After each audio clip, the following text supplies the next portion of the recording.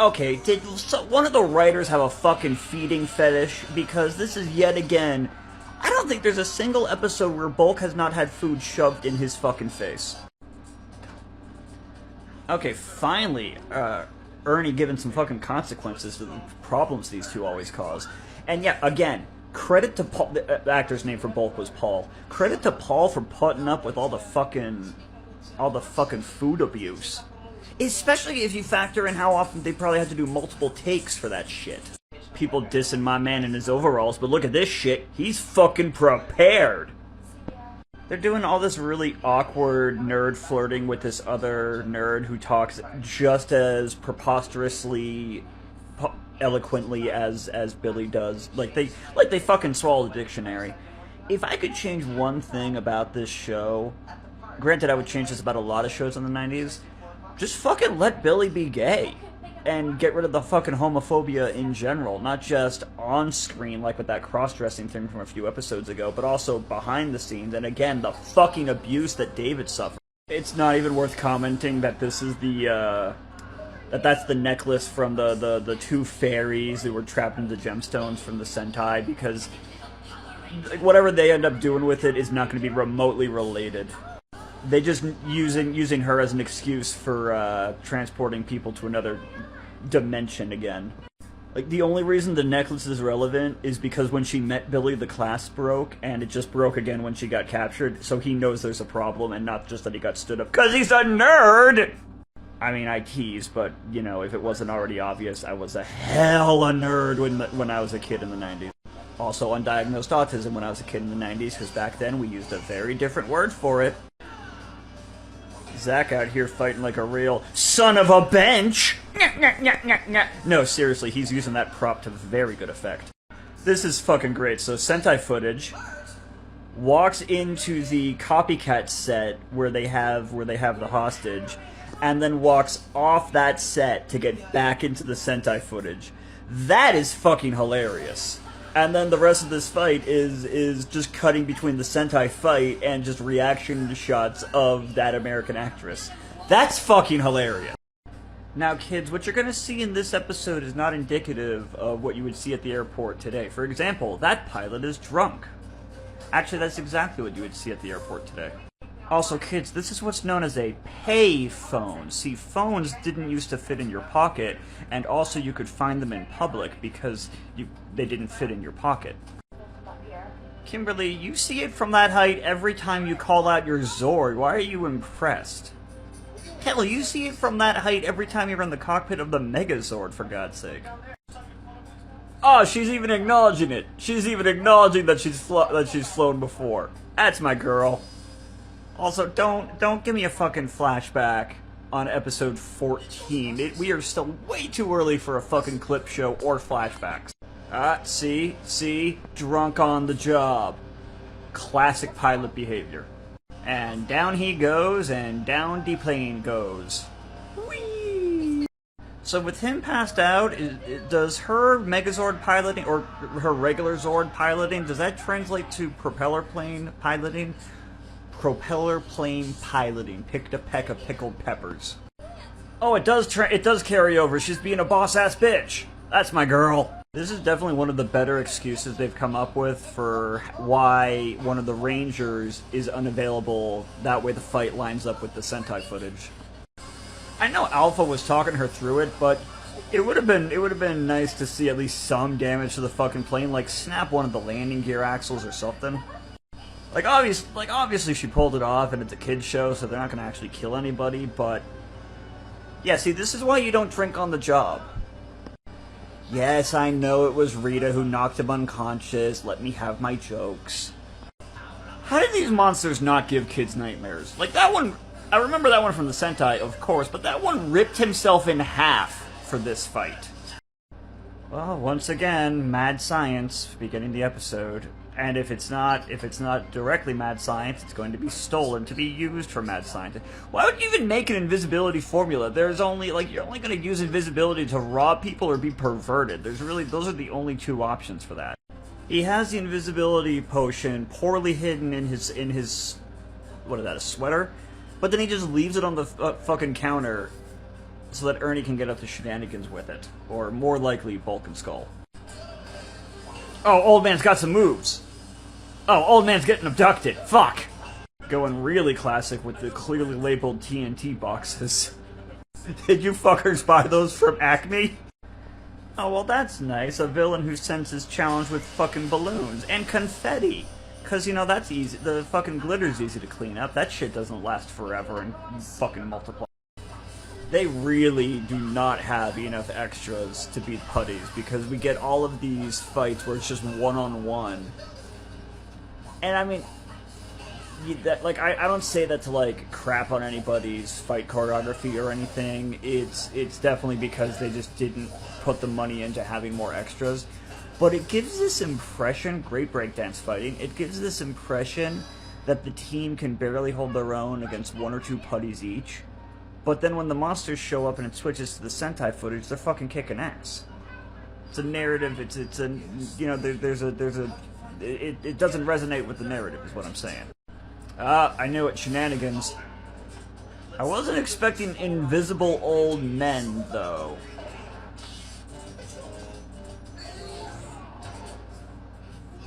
That's some pretty decent physical acting from both of them. Yeah, I was expecting somebody to, like, get it in their food or some shit, but we focused on the Monster of the Week instead. Y'all are way too comfortable just going into the Ranger Zone. This is the second time this has happened, although the first time was a dream sequence. And why are you two, pun intended, skulking around his house? That is actually a funny joke. That is one of the best jokes they've had him make. That is needlessly complex for a mind-reading device. They're gonna switch bodies, aren't they? Yeah, yep, oh, not necessarily every teenager's dream, but you know what? Enough teenagers' dreams. You know what? Forget reading minds or switching bodies. Holding hands with Amy Jo Johnson is every teenage boy's dream. Well, again, most teenagers' dreams. She's pretty nervous. Billy, have you tested this thing even aside from the sabotage that you don't fucking know about? One of those twos are getting their brains switched with the dog, aren't they? That's definitely happening at some point this episode. I like that they're actually letting the actors be different rather than doing the thing they sometimes do where they switch voices. That's adorable, honestly. This is... We've undergone spatial personality displacement. Will you please, like, speak English? My brain's in your body and yours is in mine. This is adorable, honestly. The face in the camera for the scream, not strictly necessary. That was actually really good for both of them. They captured each other's mannerisms incredibly well. I liked the genie back in Zyuranger. He was a great episode. Okay, so they didn't switch with the dog, they switched with each other. And again, pretty good job capturing the mannerisms. Billy, honey, you're a girl, not a clown. You know what? Fair, makeup is overrated. But still, it's not that complicated. And Kimberly, I tell you to Google so that you can fake your way through tutoring, but I don't think Google was invented yet. First of all, Billy, remove the excess lipstick. Again, you look like a clown. Secondly, there reaches a point where you just call in sick, and I think swapping bodies should allow you to call in sick. Kimberly, there's being bad with computers, and then there's making your computer try to kill itself. God, Kimberly, I was kidding, you fucking menace! Okay, you two realize you're having this argument in public with people who not only don't know that you've switched bodies, they don't even know that you're Power Rangers. This is going to raise so many fucking questions. Most likely the question on if you two are fucking. Are you in there? Afraid so. Billy just being sassy. I can't Z-snap on such a small screen, but you know what I mean. I think something that early Power Rangers really suffers from compared to the Sentai is that we don't get to see the same story for the monsters that we did in the Sentai. Like, I'm not saying you have to give us the exact same story where the genie is just a nice guy who wants to make children happy, but by making him just one of Rita's generic clay monsters, it cheapens a lot, and it also really limits the amount of footage you can use of the monsters. I know that's fixed later in later seasons by adapting the monsters and adapting the footage differently. I'm just rambling. I forgot that the genie had the fucking Gurren Lagann effect weaponry going on. Check out that drill. He's just going for it. This is also one of those weirdest parts of Rangers, is when they fill the Sentai with just nonsense technobabble. Granted, Zyuranger was more of a magic-based season. I haven't watched many Sentai that are more tech-based. I think really only Fiveman and Jetman would qualify in that regard. So, I don't know how much of a technobabble thing is if it's just American that's technobabble happy, or sci-fi in general. Look, all I'm saying is that if you mass-produced this thing and, you know, had 2 willing participants, you would just do so much good work for the trans community. That was way more of an entertaining episode than I was expecting. I've seen the body swap done much worse in, well, also much weaker shows. We are starting fucking green with evil, people. We are there. We are at the fucking start of the saga. There he is. There's our boy. Those are some sharp-ass moves. I wonder how often you have to do that take. Easy, Kimberly. Easy. Settle down, girl. I mean, we get it. We get it, but settle down. Oh, I should have redone my nails. I have green nail polish. That would have been perfect. I also wonder how often they had to do these takes. Oh, what a gentle expression. Shamey's about to get fucking possessed. Kimberly, settle down, sweetheart. Oh god, they're giving like romantic harpsichord chords. I don't know music, okay? But settle, young lady. Look at that hair. Look at that. And god, he looks... Because whenever I think of Tommy, I remember him from Dino Thunder, but look how fucking young Jason is right here. Not to be confused with Red Ranger Jason. JDF. Look how young JDF is here. It is crazy. He's I mean, he's in his 20s during filming, but he's a baby! It's a very small touch, but the little quaver, the little nervous quaver she's putting in her voice is really good. I mean, hell, you know, like, if you're not nervous when you're asking someone out, then are you even interested in them? Okay, I know Rangers wear color-coded clothing, but his pants are already green. Like, I get the shirts being, but his pants are already green. That's just fucking funny. Oh, look at our boy go. He's gonna Captain America this shit.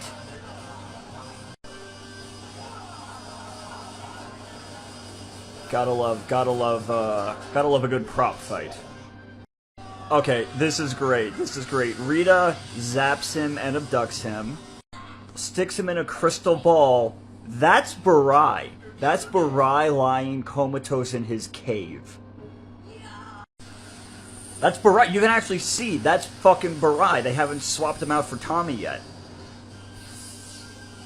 That is hilarious. See, now it's Tommy. That is hilarious. Obviously, when they adapt the Megazords, when they adapt the Ranger fights, the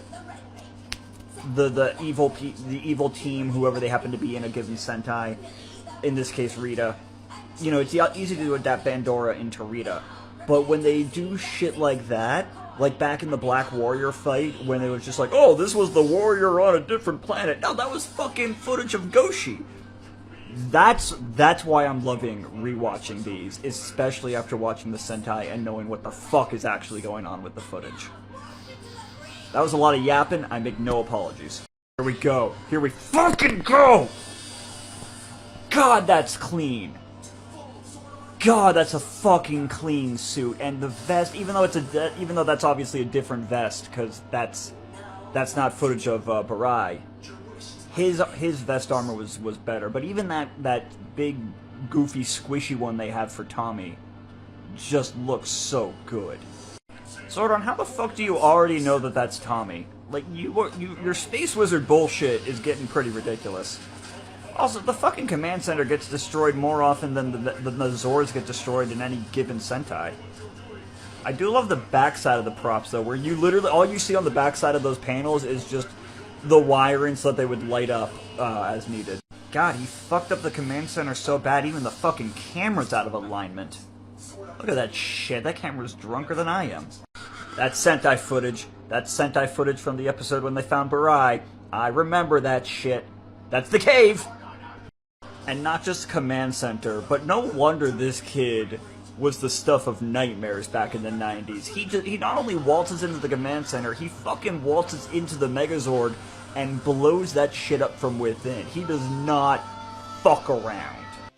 Okay, like, obviously Sentai footage, not just because of the set, but the fact that, like, he's not wearing the squishy gold parts for his costume. It's the original, more rigid props.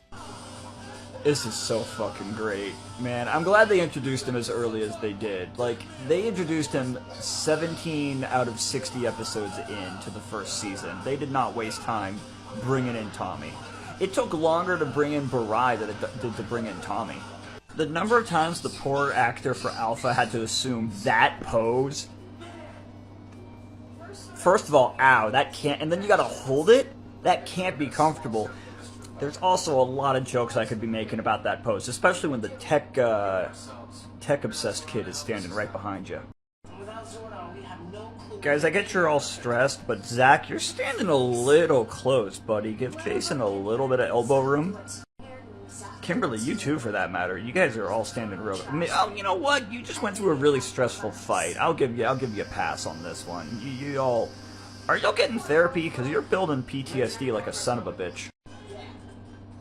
Look at the little grumpy face he's got now that he's brainwashed. He's a little grumper puss.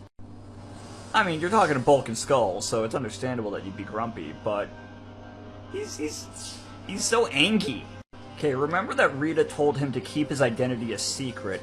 Tommy, you were already fucking wearing green. You don't have to fucking blend into the lockers. Jesus. Although the mesh top is a choice. Is a pretty nice choice, actually. Sir, I know you're brainwashed, but you'd better be nice to my girl. Be nice. Stop fucking giving her the brush off. Hey, you're a douchebag. Don't talk to her like that. Again, brainwashed, but don't talk to her like that. Dramatic staircase showdown fight. That mesh top is such an interesting choice, Tommy. What the fuck are you wearing, my dude? I like that they're making Jason obsessed with the Green Ranger and Tommy obsessed with Jason in general to make it easier to tie together the Geki and Barai footage that they end up having to use.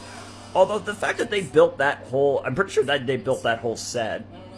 Because, I mean, obviously they did because Austin is in that set, so that's obviously not a Sentai set. My rambling point being that they are putting in some work to make this story work for the Rangers side of things, and not just using the Sentai stuff.